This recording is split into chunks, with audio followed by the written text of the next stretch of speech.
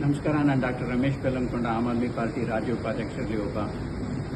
ಕೇಂದ್ರ ಸರ್ಕಾರ, ಈ ಬಿಜೆಪಿ ಸರ್ಕಾರ ನಮ್ಮ ಕರ್ನಾಟಕಕ್ಕೆ ಎಷ್ಟು ಅನ್ಯಾಯ ಮಾಡ್ತಾ ಇದೆ ಅಂತ ನೋಡಿ. 15th ಫೈನಾನ್ಸ್ ಕಮಿಷನ್ 15ನೇ ಹಣಕಾಸು ಆಯೋಗ ಒಂದು ಶಿಫಾರಸು ಮಾಡಿತ್ತು, ರೆಕಮೆಂಡೇಶನ್ ಮಾಡಿತ್ತು.